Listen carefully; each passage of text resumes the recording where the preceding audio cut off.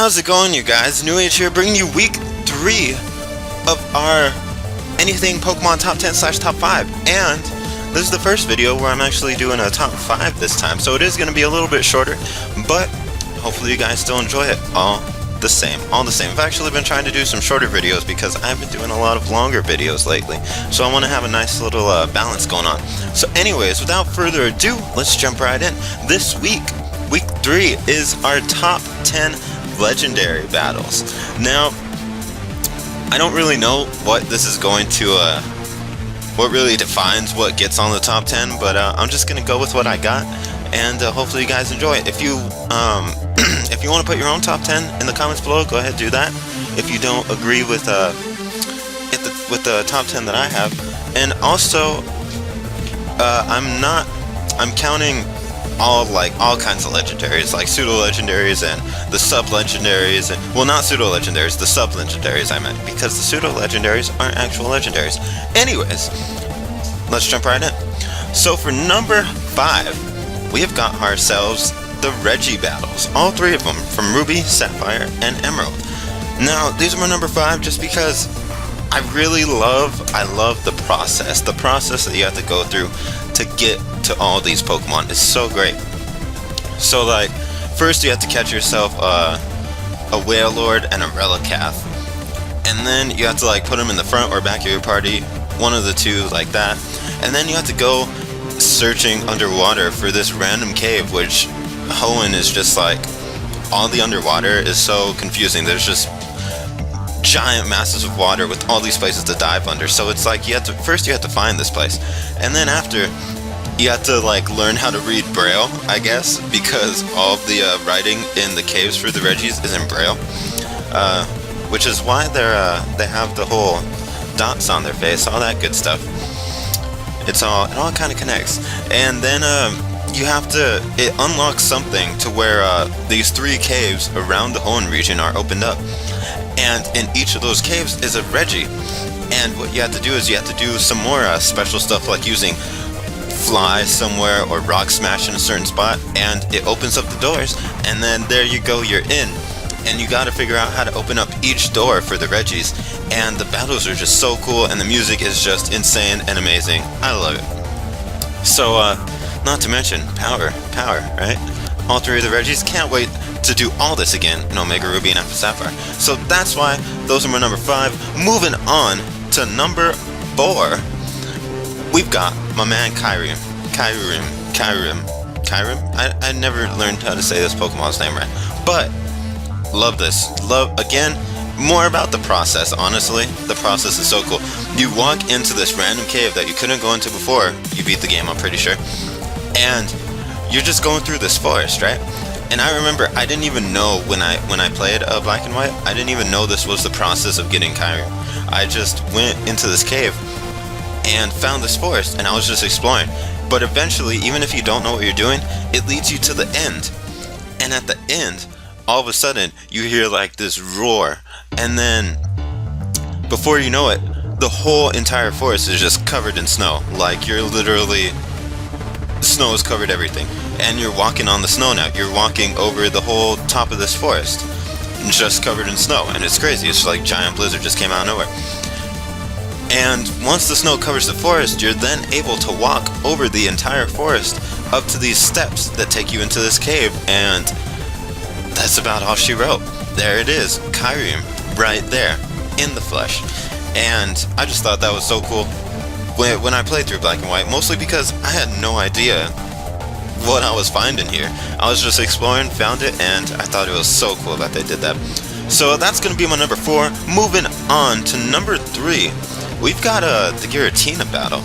Now, the Giratina battle was all kinds of cool. There's a lot of different variants depending on what game you're playing. There's the Black and White ones, I know, or Heart Gold, Soul Silver, I think, not Black and White. And then Diamond and Pearl is different than Platinum, I'm pretty sure. So all kinds of different ways. But mine that I like is the one in Platinum, where what is his name? Cypress or something like that. He goes and summons Dialga and Palkia. So first off, that's cool that those come out. And then you get all the spirits of the lake coming and flying around. It's like a giant party of legendaries. And then all of a sudden, he's like, oh, something's mad, something's about to go down. And Giratina just pops out of nowhere, making this giant hole in the ground, and coming out like you can't even see him. It's just a giant shadowy figure that just snatches you. And then, all of a sudden, Cypress, I'm pretty sure his name is Cypress, is gone. And there's just a giant hole in the floor. And it leads you to this distortion world. And that in itself is just all kinds of fun, great adventure. I loved, like, that was when they first really threw in 3D into the Pokemon games, because you were all walking on the walls and doing all kinds of crazy stuff. It was really cool. I love the distortion world. And then you get to the end, you get to have yourselves a battle with the leader of Team Galactic, which that's always fun. And then you get Giratina just floating down, ready to take you on, and it is some great time. Great legendary battle right there. So that's why Giratina is going to be my number 3. And then let's move on to number 2. Number 2, we've got the Ho-Oh and Lugia battles. Now, Heart Gold, Soul Silver, great games, and they went all out for these legendary battles. I mean, you walk up, whether you walk up to the top of the tower for Ho-Oh or walk all the way down to the bottom of Seafoam Islands for Lugia, they give these guys an entrance. First you got all the kimono girls, and they go around and they do a little dance, and then there's bells chiming everywhere and all kinds of crazy stuff going on. And then you got Ho-Oh that just flies down out of nowhere, get the intense battle going on. And then same thing, Lugia, behind them giant waterfall, waves coming out of nowhere, and Lugia just pops up out of this waterfall, and then they all descend down right in front of your face, and then there you go, it's battle time.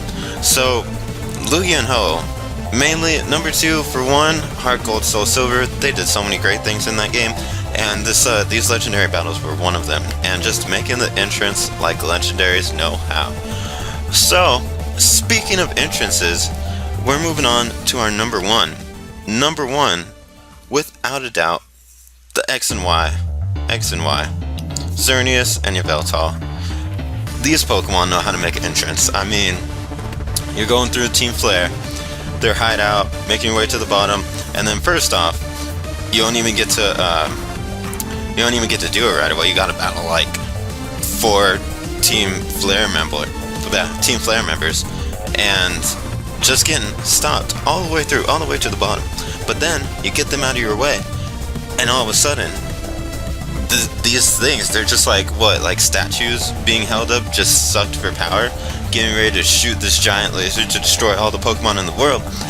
And then out of the statue just starts spiraling, giant ball of energy, everything shaking, everything about to explode, and you just get the legendary Pokemon popping out right here. And man, I remember, I mean, it wasn't too long ago, right? But watching these Pokemon just come out of nothing, and the power that they show, just amazing. And then they have you completely interacted with your character, just actually getting to interact with the Pokemon instead of like just you walking up to it standing still. It comes out, you see it in front of you, and it's just like, here you go, we're starting this battle for you.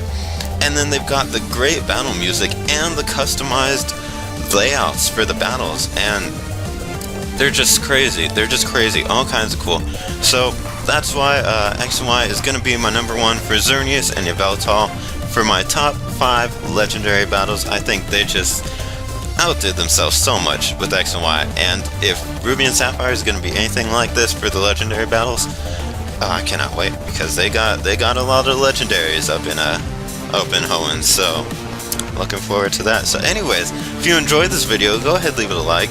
If you want to see, if you, like I said, want to leave your own top 5 or top 10, whatever you want to do, legendary battles, you can leave those in the comments below. You can also follow me on Instagram and Twitter, where I post first-hand information on when I upload videos to the channel.